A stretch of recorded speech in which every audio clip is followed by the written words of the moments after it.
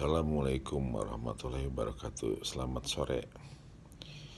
Ke nggak kerasa udah work from home sebulan, 2 minggu, hampir 3 minggu.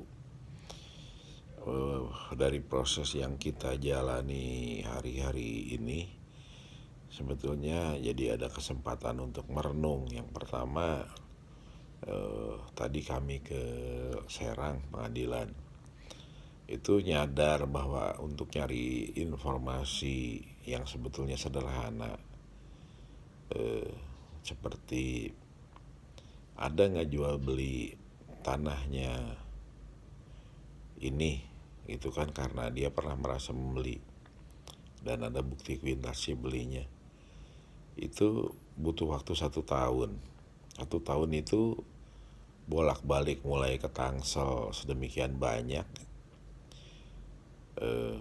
malah lebih dari 1 tahun kalau hitungan itu, dari bulan Mei tahun 2018 bolak-baliknya itu. Dan baru tahun 2019 April sidang. Nah, sidangnya aja setahun, jadi kurang lebih bisa hampir 2 tahun cuma nyari informasi doang.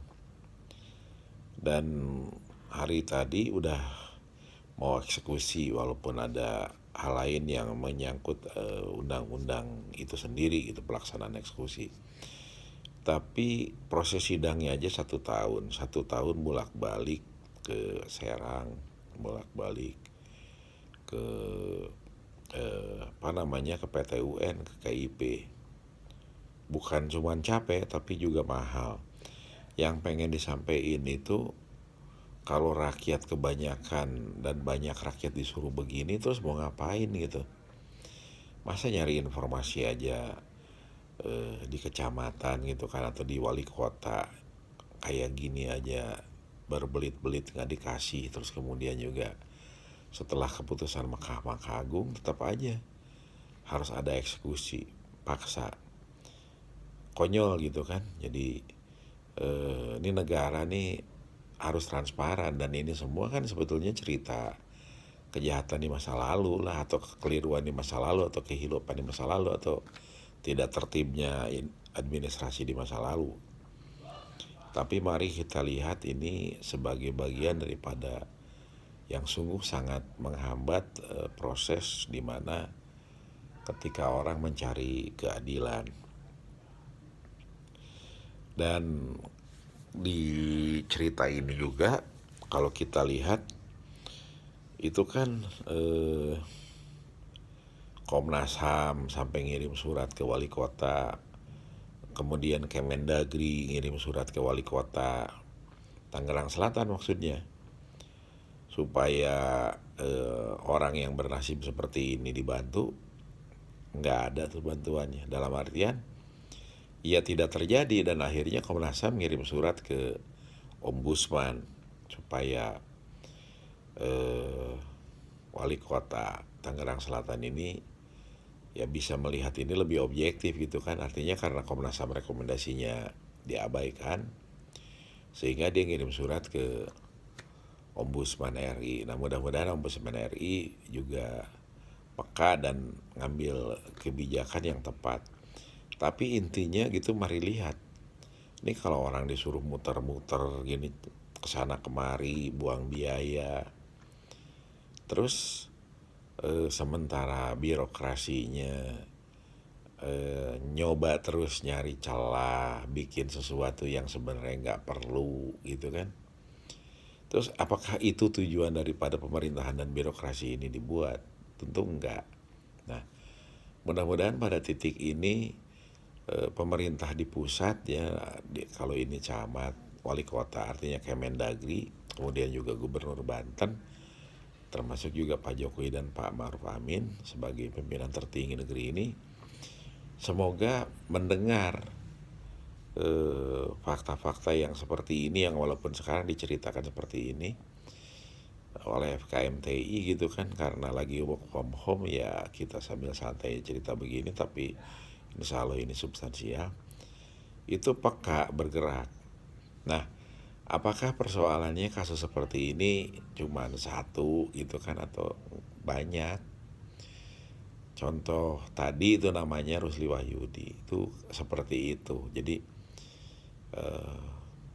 kiriknya tidak ditemukan lagi, ada orang ngaku gitu kan.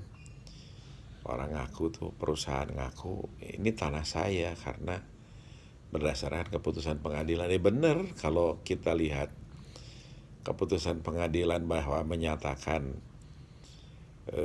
itu SHGB-nya dikeluarkan oleh BPN, benar itu.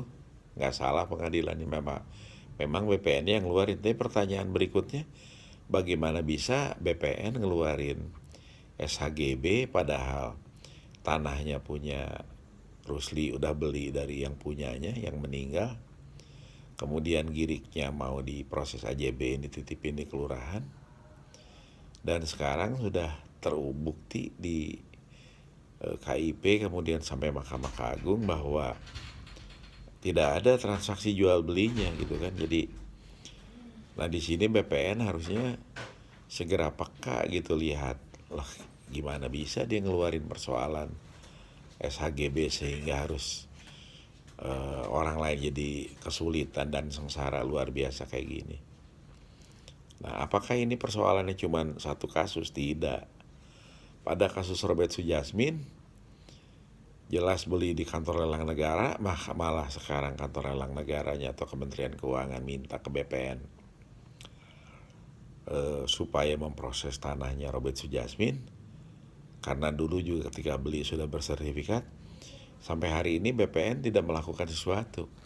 Alasannya punya keputusan pengadilan, kemudian juga kepala BPN dulu sudah merubah itu menjadi milik Sumarekon.